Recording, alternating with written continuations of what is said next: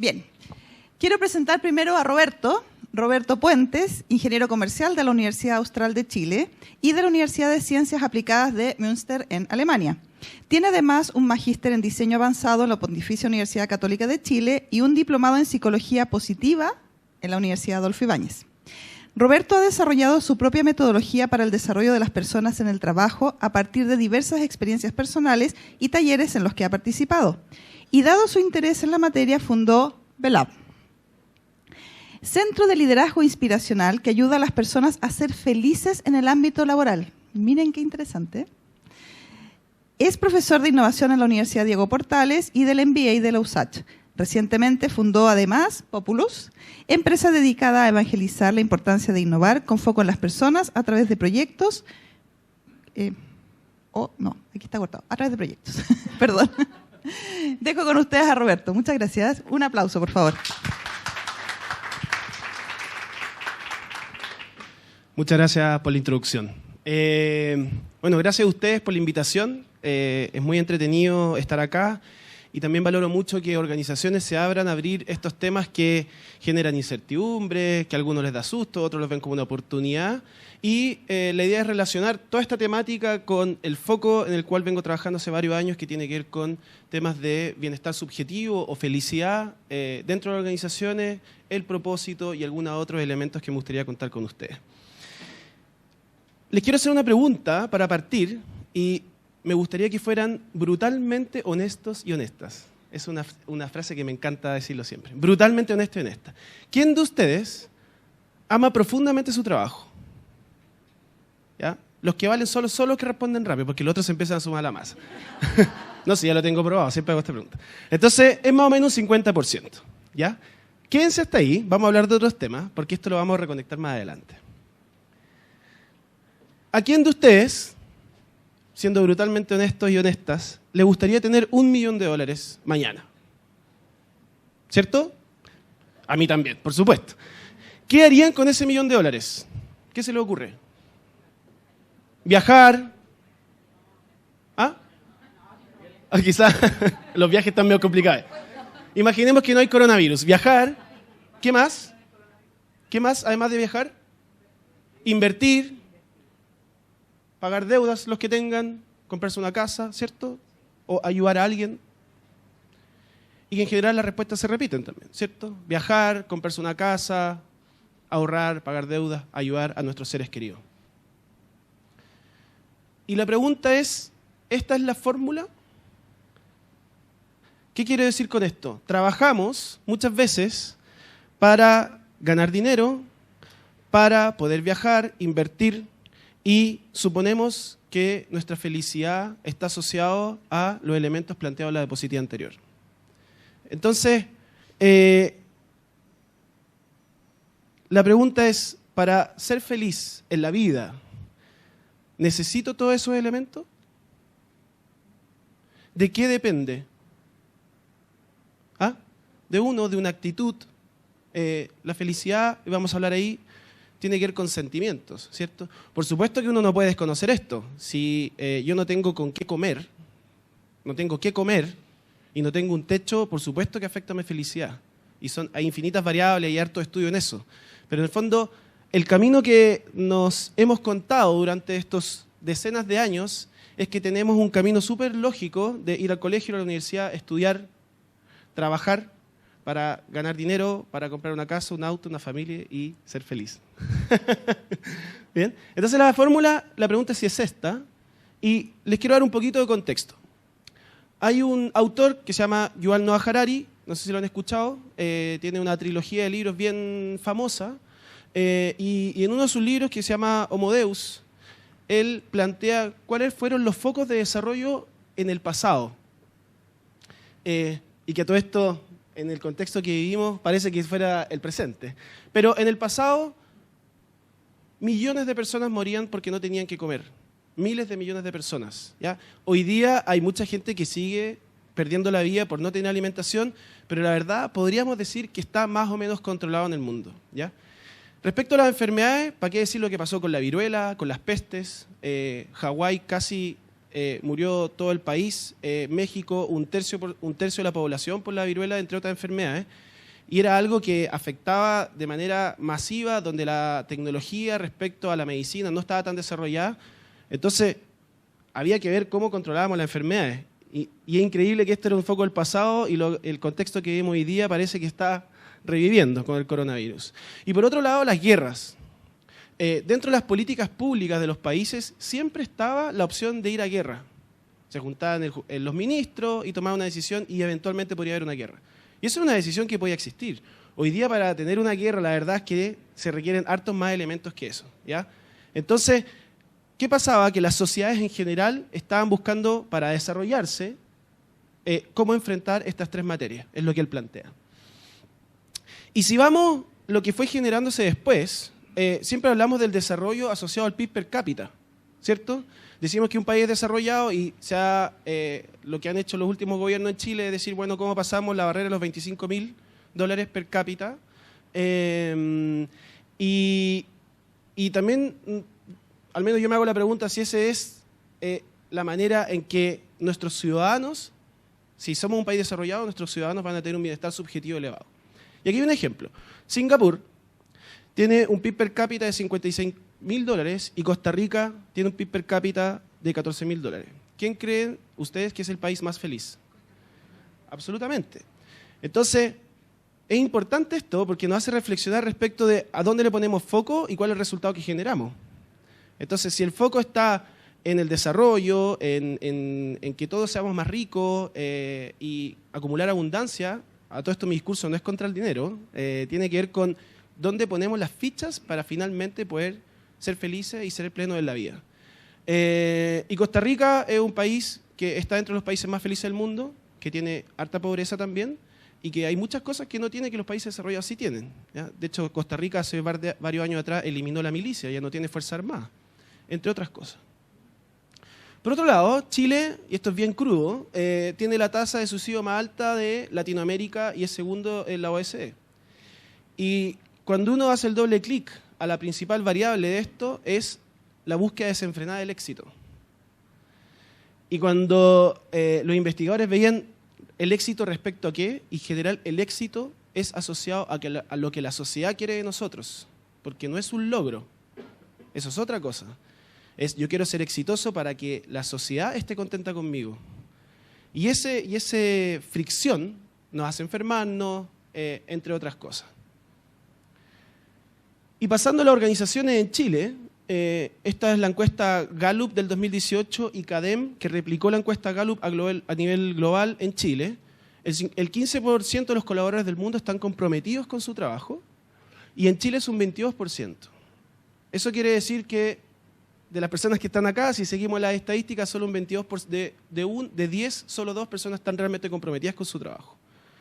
Y eso es alarmante igual, ¿ya? Y en el fondo hay salidas para que estos indicadores aumenten, y hay harto estudio y literatura y papers respecto a esto, y también les quiero dar algunas luces de eso. Y lo más interesante, este es un estudio que hizo Wenceslao Unanue, que es un investigador de la Adolfo Ibáñez, no sé si lo conoce, un economista que además hizo un doctorado en psicología y se especializa en felicidad del trabajo. Hizo una investigación durante un año en... Oye, ¿por qué se está apagando?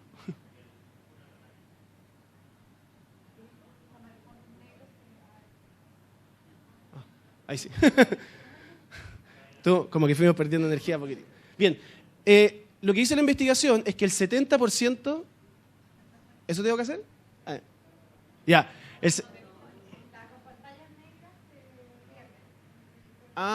Ok. Bueno, el 70% de correlación significa que la felicidad del trabajo y la felicidad de la vida tienen un 70% de correlación.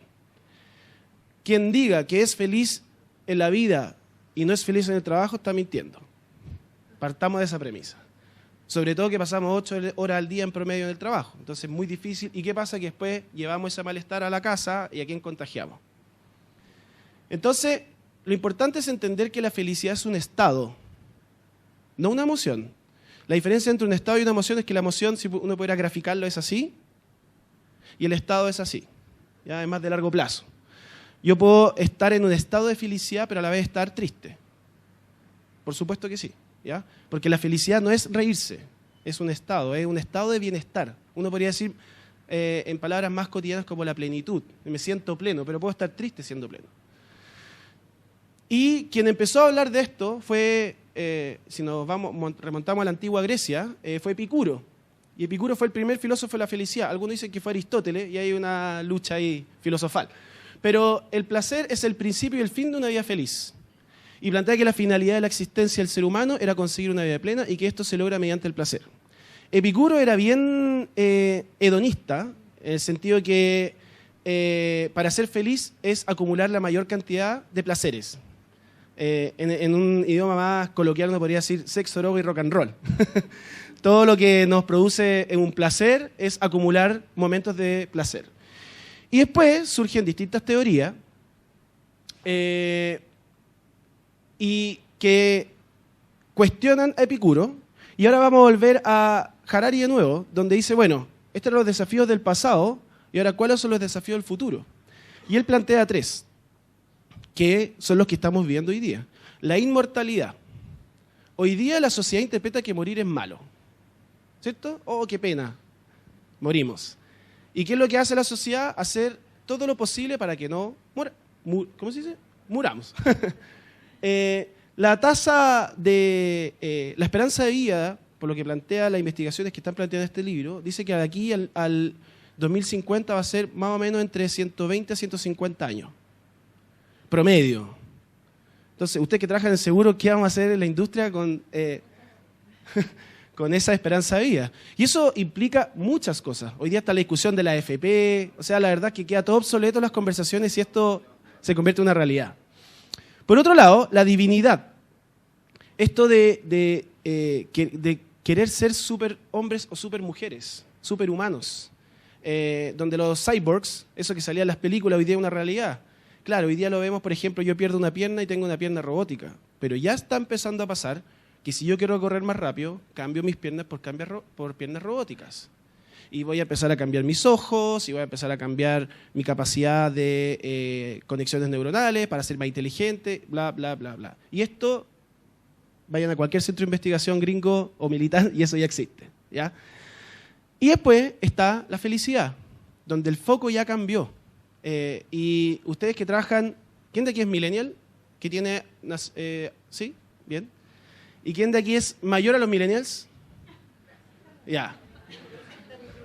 O sea, ustedes son los que tienen dolores de cabeza, que no lo entienden, qué sé yo. Y es porque los millennials nacen con ese foco. Lo que no me hace feliz lo cambio. Entonces, las generaciones anteriores estaba muy impregnado en que había que luchar y sacarse la cresta para tener los resultados. Y eso ya no es así. Cambió y no va a volver atrás, por lo menos en los próximos 100 años. Entonces, el foco hoy día está muy puesto en la felicidad. Y vamos a hablar de qué se trata la felicidad también. Entonces, ¿qué pasa entonces? Y ahora voy a conectarlo un poco con el objetivo, digamos, de esta charla y el cómo la podemos interpretar. Así como las enfermedades, ¿son oportunidades o son desgracias? Y la automatización del trabajo es algo que está llegando constantemente. Y si uno va a algunos indicadores, está un estudio que hizo McKinsey para Chile, y dice que hoy día 10% de los puestos de trabajo pueden ser reemplazados y un 49% de la actividad diaria. Eso significa que si nuestro trabajo lo divide en distintas partecitas, el 49% de las actividades yo las puedo reemplazar a través de la automatización. Y aquí es súper interesante porque tiene que ver con la mirada. Y en la mirada de todo lo que está pasando existen dos teorías y estas son teorías reales. Están los tecnooptimistas y los tecnopesimistas. ¿Quién de ustedes se considera, brutalmente honesto en esta, tecnopesimista?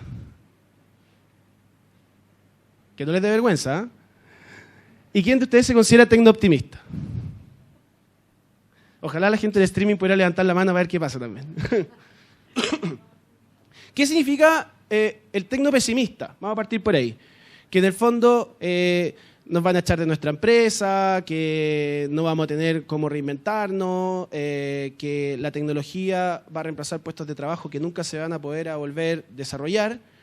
Y los tecnooptimistas, que es otra teoría, que en el fondo dice que en general la tecnología, según muchos estudios, ha generado más puestos de trabajo de los que habían antes. Y les voy a poner solo un ejemplo. Cuando se creó Apple, el iPhone, ¿ya? Si bien el celular hasta antes de esa época era para hablar por teléfono, ¿cierto? Se creó la tecnología Touch y se creó algo muy importante, que es el Apple Store. Y el Apple Store se convirtió en un habilitador de millones de emprendimientos del mundo. O sea, piensen que esa tecnología, ¿cuántos empleos generó en el mundo? Millones. O sea, vean en su celular cuántas aplicaciones tienen y calculen cuántos trabajadores hay por cada cuadradito que hay ahí.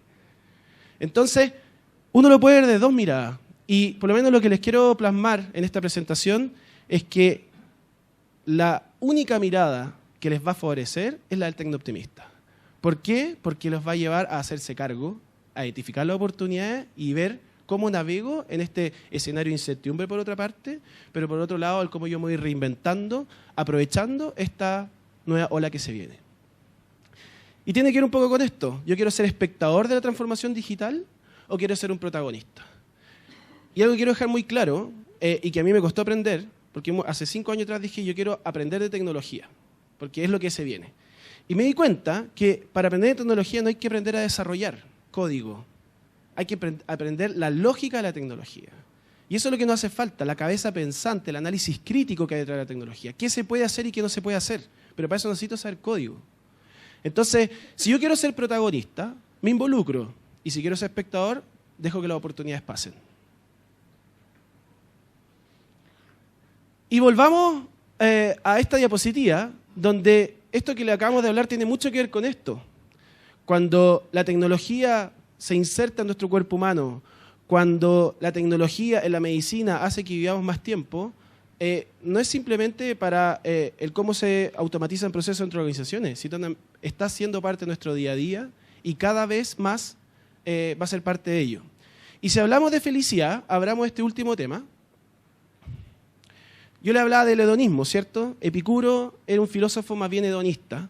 Y después era una teoría nueva que se llama el eudaimonismo. Y el eudaimonismo, a diferencia de Epicuro, dice que está bien tener placeres constantes, pero mucho más importante es tener un sentido de vida. Entonces yo puedo tener placeres todos los días, de comer rico, regalonear con mi pareja, abrazar las cosas que me gustan, pero si no tengo el sentido me va a faltar algo. Hay una sensación de vacío. Entonces, del punto de vista del eudaimonismo, sale una teoría que se llama PERMA, que la creó Martin Seligman, que es el creador de la psicología positiva. Y es muy interesante porque lo que hace es que mezcla el hedonismo con el eudaimonismo. Y este se llama modelo de florecimiento humano. Y para hacerlo bien rápido, tiene estos 5 elementos, se llama PERMA. P significa emociones positivas. Si yo quiero aumentar mi bienestar en el trabajo y en mi vida, si yo me involucro con cada uno de estos elementos, les aseguro que su nivel de plenitud y felicidad va a aumentar. Ahora, esto se ve simple, pero no es tan fácil. Pero es entrenamiento. Emociones positivas, es clave. Hay un ejercicio que yo siempre planteo que es la gratitud. Hay muchas teorías sobre la gratitud. Si tú agradeces 3 veces al día las cosas positivas que te pasaron, vas a empezar a ver inconscientemente la vida de otra manera, poco a poco. Y lo interesante es háganlo por 15 días. O sea, que no se vuelva una lata. Hoy tengo que escribir mis 3 cosas positivas. No, así no funciona. Pero es importante ir generando el hábito. Engagement, que algunos lo traducen como compromiso, a mí me gusta más la palabra involucramiento. ¿Qué tan involucrado estoy con lo que hago? ¿Ya? Y después vamos a hablar de otra teoría que se llama la teoría del flow, que tiene mucho que ver con esto. Relaciones positivas. Y se han hecho estudios de cuál de estas letras es la más importante del modelo y efectivamente relaciones positivas es la clave. No podemos ser felices si no tenemos relaciones positivas, tanto en el trabajo como en nuestra vida. No se puede ser feliz solo, en buenas cuentas. ¿Ya? Entonces, ¿cómo cultivamos nuestras relaciones? Y ahí la invitación es a ese amigo o amiga que hace tiempo que no hablaste con él o con ella, quizás es un buen momento para llamarle y para restablecer la relación. Meaning, el sentido. ¿Hacia dónde quiero orientar mi vida? Esto tiene mucho que ver con el propósito que vamos a hablar ahora un poquito más. Y el accomplishment tiene que ver con el logro. Por supuesto que nos hace felices cumplir con nuestras metas. ¿Ya? Ahora, es bueno no enredarse con que el solo cumplir las metas nos hace felices. Porque si yo cumplo unas metas que no tienen un sentido, ¿qué es lo que pasa? Que la cumplo, me genera felicidad un par de semanas y después me siento vacío. Está muy comprobado de que, por ejemplo, el aumento de sueldo, los ascensos, todo este tipo de cosas que son logros importantes, la felicidad no está presente en más de un mes. Entonces, si tu objetivo es sacarte la cresta trabajando para crecer en la empresa y no tiene sentido, la verdad es que va a llegar un minuto que va a decir, bueno, parece que el camino que estás recorriendo no era el correcto. Y cuando hablamos de sentido de vida, el último paper de propósito que fue actualizado en 2019 por los mismos autores, habla de sentido de vida. Y el sentido de vida lo separan entre la significancia, la coherencia y el propósito. La significancia es, como la palabra dice, que tenga significado mi vida en general. La coherencia, que esto es algo que nos cuesta mucho a los seres humanos, es lo que digo, lo que pienso, lo que hago, que estén en coherencia. Y eso es muy difícil, ¿ya? Sobre todo en una sociedad donde tenemos que caer bien al otro, donde el éxito es importante, y esto tiene mucho que ver con el empoderamiento también. Decidir con libertad.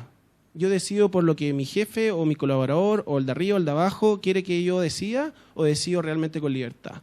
Y el propósito es la dirección que yo le quiero dar a mi vida y todas las acciones que voy haciendo para esto.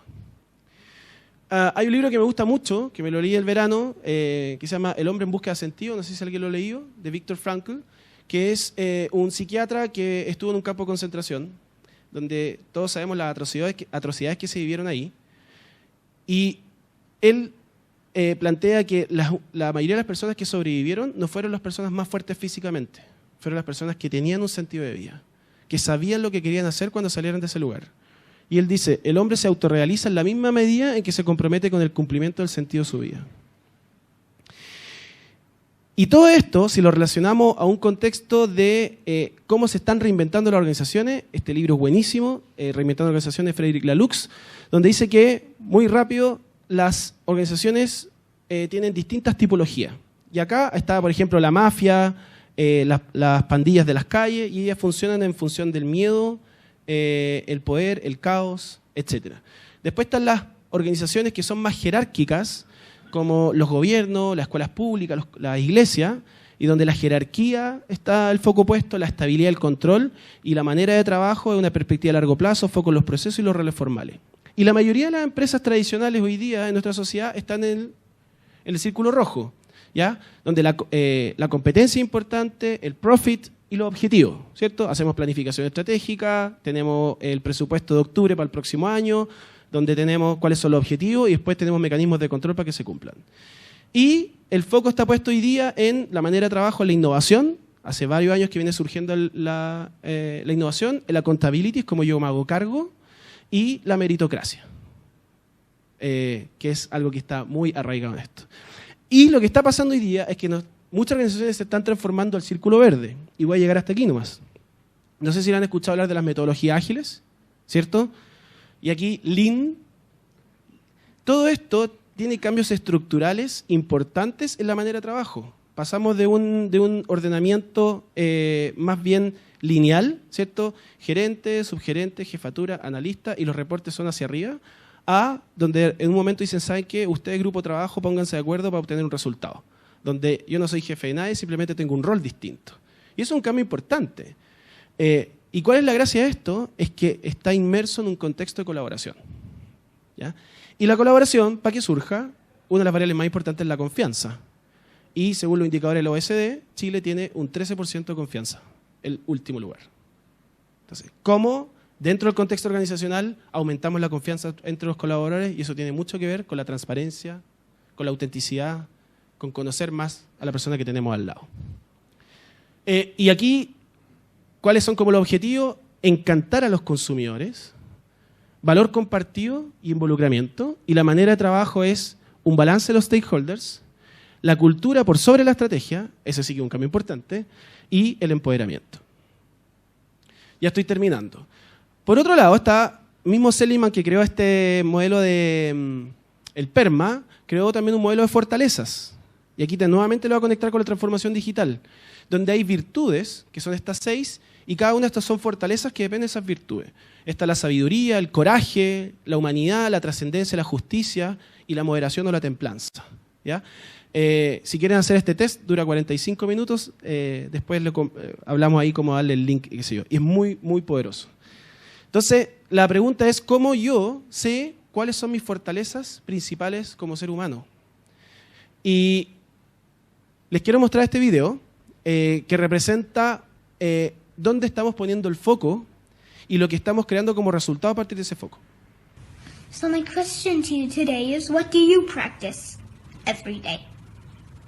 What do you practice? Because what you practice, you will get good at. What do you practice? Do you practice joy in your life? Do you practice peace in your life? Do you practice happiness in your life? Or do you practice a lot of complaining? Because if you complain, you will get very good at it. And you will get so good at it that you will find fault with everything. Even when there's no fault that a layman cannot see, you, being an expert, will see it. What do you practice? Do you practice anger? Because if you practice anger, you will get very good at it. And you will get so good at it that the most trivial you'll think will make you angry. Like sitting in an airplane and watching the sea across from you somehow looks better than the one you've been given. And that is so unfair of the airlines. What do you practice? Do you practice being worried? Because if you practice being worried, you will get very good at it. And you will get so good at it that everything will worry you, including the buffalo you don't have. So I propose, if this is true that it's a question of practice, then I propose you practice joy. Bien, esto es para que se lo cuestionen y dejarles dando vuelta algunas cosas. Y para ir terminando, la última teoría que les quiero mostrar es la teoría del flow de Mihaly Csikszentmihalyi, que tuve que hacer harto esfuerzo para aprenderme el nombre, que también es cofundador de la psicología positiva. Y esto es súper importante para la transformación digital, ¿ya? Aquí está el nivel de desafío de la actividad a desarrollar y acá está el nivel de la habilidad o fortaleza que tú tienes. Entonces, por ejemplo, si yo soy muy bueno para el fútbol, imaginemos que soy Alexis Sánchez, una mentira absoluta, y me invitan a una pichanga de barrio, ¿cierto? Yo tengo alta habilidad, pero el desafío es chico. Entonces, ¿qué me pasa? Que estoy relajado, ¿cierto? Como no me muevo tanto. Por otro lado, si me invitan a jugar a la selección chilena y yo soy pésimo para el fútbol, me genera ansiedad, ¿cierto? Bueno, y aquí hay distintas otras cosas. Está el aburrimiento, la apatía, etc. Pero lo interesante es que cuando nosotros tenemos una fortaleza y el nivel de desafío es alto, es decir, que tenemos la capacidad de cumplirlo, es cuando entramos en flow. Y el flow es fluir. Eso significa cuando haces una actividad que sientes que el tiempo no transcurre.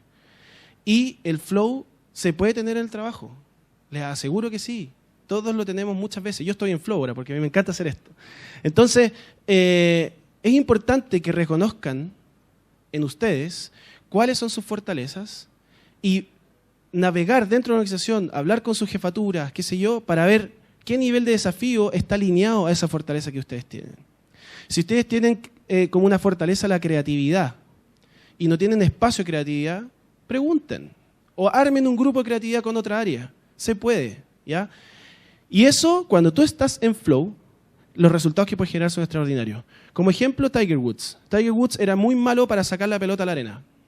En el sand, no sé cómo se llama. Y trataba y no le funcionaba y no le funcionaba. Y trataba de mejorar en eso y no le funcionaba. Un entrenador le dijo, ¿sabes qué? Olvídate eso. Vamos a desarrollar tan bien tu swing, creo que se llama, que nunca va a sacar en la arena. Si se fijan, es otra perspectiva de las cosas. Si tratan todo el día de mejorar una habilidad que no tienen, es distinto de potenciar la que ya tienen. Y tiene toda la lógica del mundo. No significa desconocer las debilidades, por supuesto que hay que mejorarlas, pero lo importante es dónde está el foco general. Entonces, ¿y ahora qué hacemos con todo esto? Y aquí un par de tips y recomendaciones. A partir de lo que les mencioné, descubre y potencia tus fortalezas y intenta, ojalá, en el día tener más momentos de flow en tu vida. Y a partir de algunas conversaciones que tuvimos internamente antes de la charla, me hicieron sentir que una de las características muy propias de ustedes es la amabilidad, ¿cierto? La cercanía, la sutileza con el otro, y que tiene mucho que ver con la empatía, es ponerse en el lugar del otro. Y la fórmula mágica es cuando eso está combinado con empoderamiento. Y entiendo que uno de los valores que tienen hoy día es la valentía, ¿ya? Entonces, cuando uno fortalece el empoderamiento, que finalmente es decidir en libertad, ¿ya? Donde lo que yo creo lo planteo, y eso no significa ir a la guerra, no lo malinterpreten. Es simplemente moverse con tranquilidad y con libertad dentro de las decisiones o los comentarios que yo quiero ir haciendo, con empatía, sin pasar a llevar al otro. Y esa fórmula puede generar resultados extraordinarios en las organizaciones. Y para los líderes, que también tienen que abrir este espacio de todo lo que estamos planteando, para mí, por supuesto que hay muchas definiciones, pero para mí esta es una que me gusta mucho, que es: un líder es quien forma buenos líderes y que busca que ojalá sean mejores que tú. Y eso es un acto de generosidad. Y para terminar, tu legado es el resultado de quién eres. Muchas gracias.